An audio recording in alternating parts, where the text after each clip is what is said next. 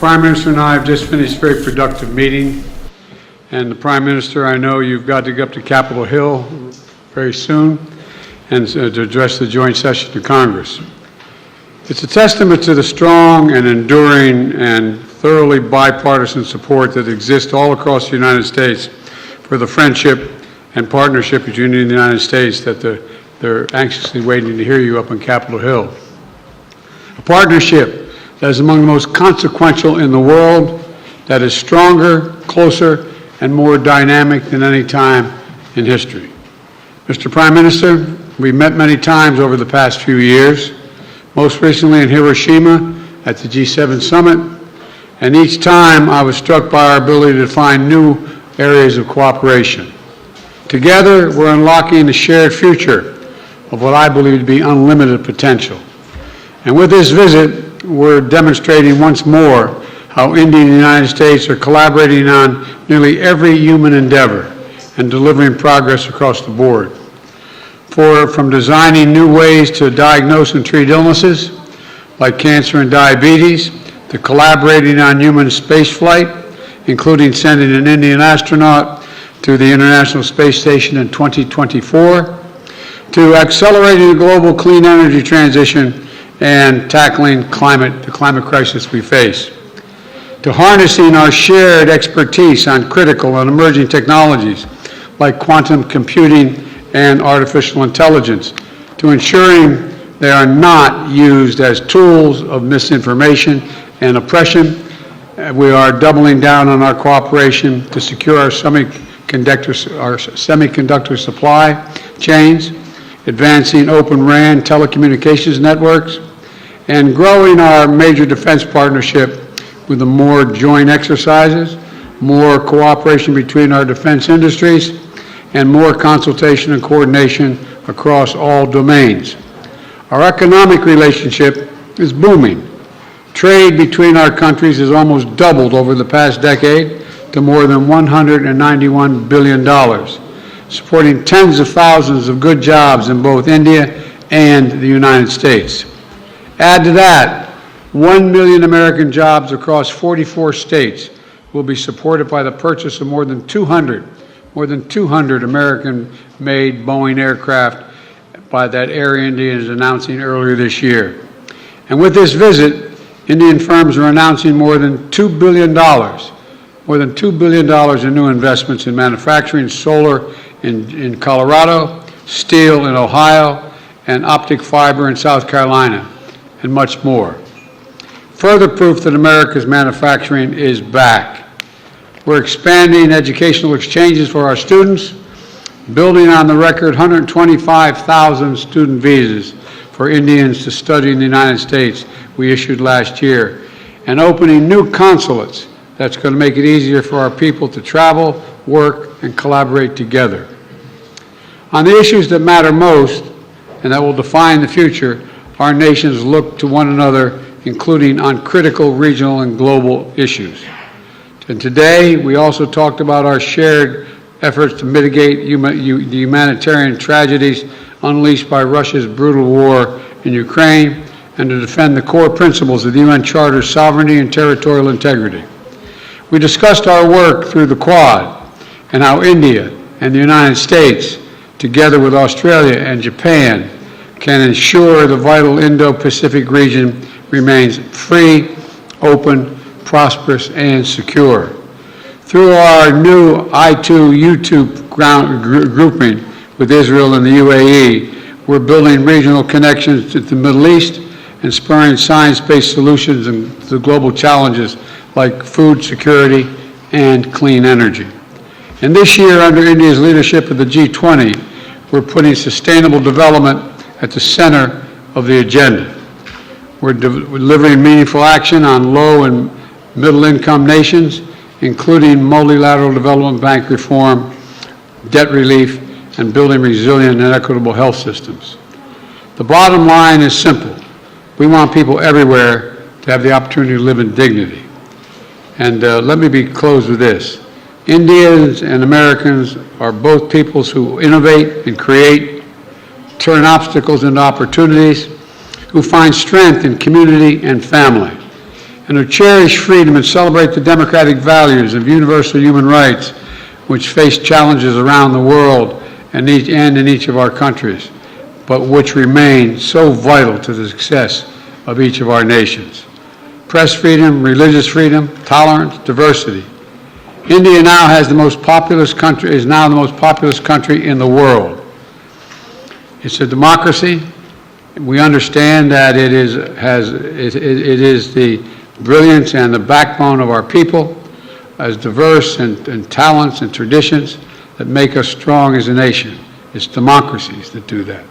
We see that so clearly here in the United States, where a vibrant Indian American community of more than 4 million strong contributes every single day to the writing of the future of our nation. Indian Americans of every background and faith, representing the full diversity of India, are pursuing their American dream while maintaining deep connections for their Indian heritage and families. That makes us all stronger. That is a cornerstone of this essential partnership between India and the United States, and that is why I know the friendship between our nations is only going to grow as we face the future together. Mr. Prime Minister, the floor is yours.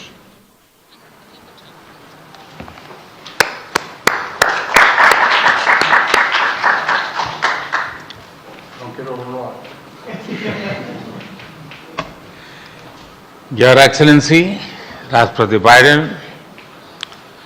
दोनों देशों के delegates, media के साथियों, नमस्कार।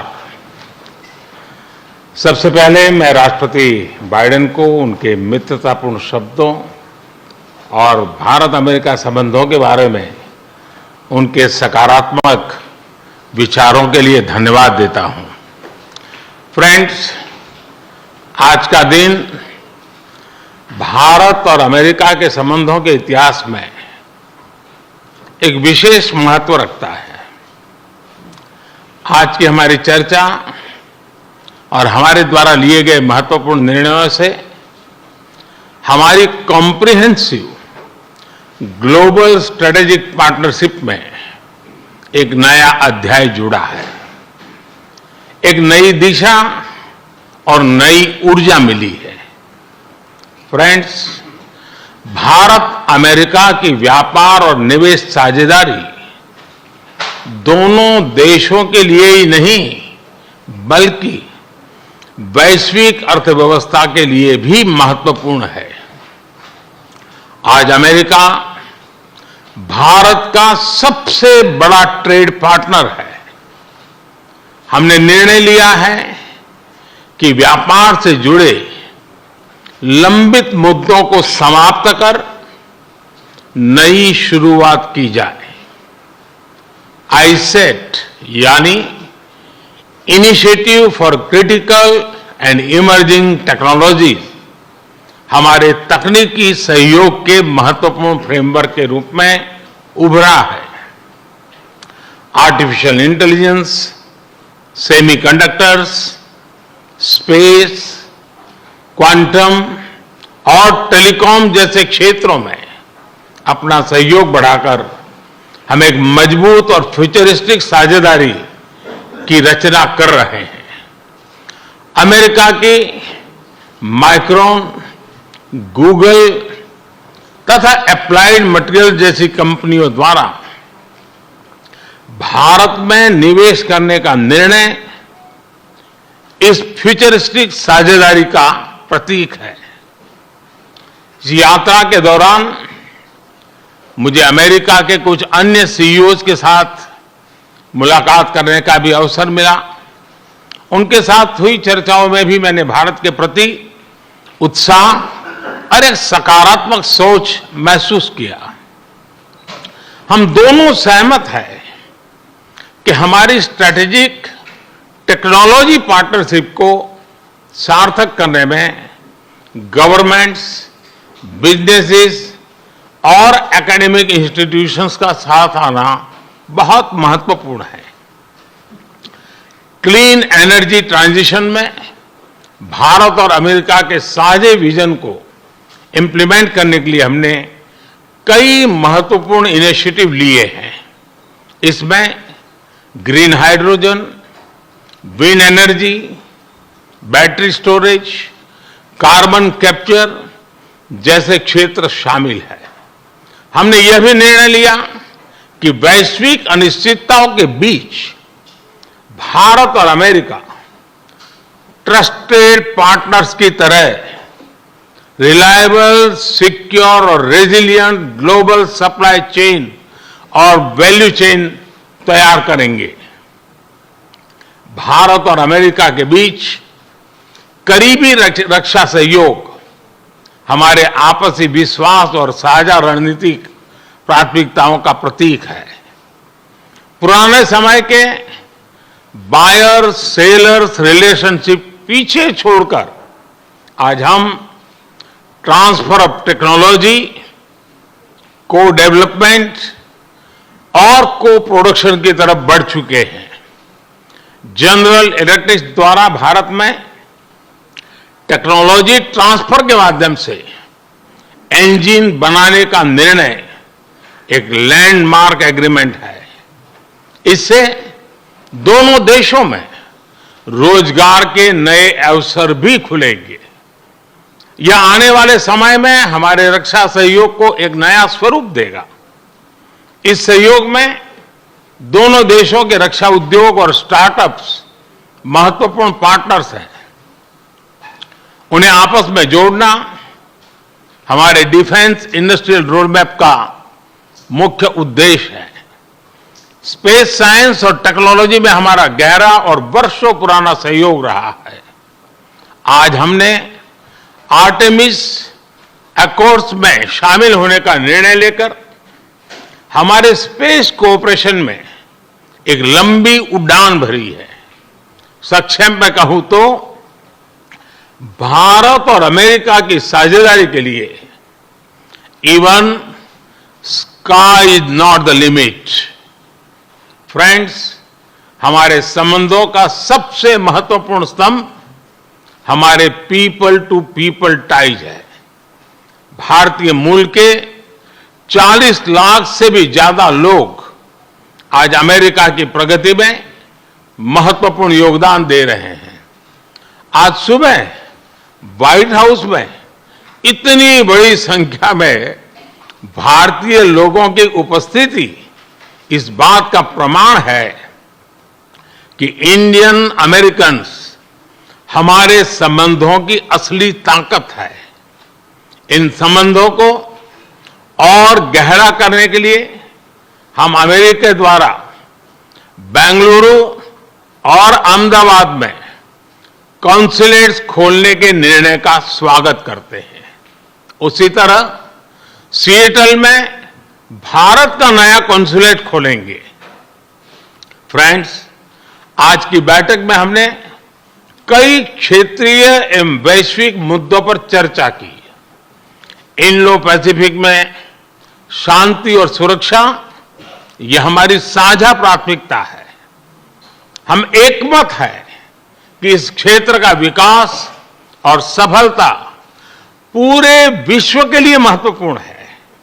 हमने quad partnership के साथ मिलकर इस क्षेत्र के सभी देशों के साथ अपना समन्वय बढ़ाने पर विचार साझा किए। आतंकवाद और कट्टरवाद के खिलाफ लड़ाई में भारत और अमेरिका कंधे से कंधा मिलाकर चल रहे हैं। हम सहमत हैं कि क्रॉस बॉर्डर टेररिज्म को समाप्त करने के लिए ठोस कार्रवाई आवश्यक है। कोविड महामारी और यूक्रेन संघर्ष से ग्लोबल साउथ के देश विशेष रूप से पीड़ित हुए हैं। हमारा मत है कि इन समस्याओं के समाधान के लिए सभी देशों का एकजुट होना अनिवार्य है। यूक्रेन के घटनाक्रम के शुरुआत से ही भारत ने डायलॉग और डिप्लोमेसी के माध्यम से इस विवाद को सुलझाने पर जोर दिया है। हम शांति की बहाली के लिए हर संभव योगदान देने के लिए पूरी तरह से तैयार हैं।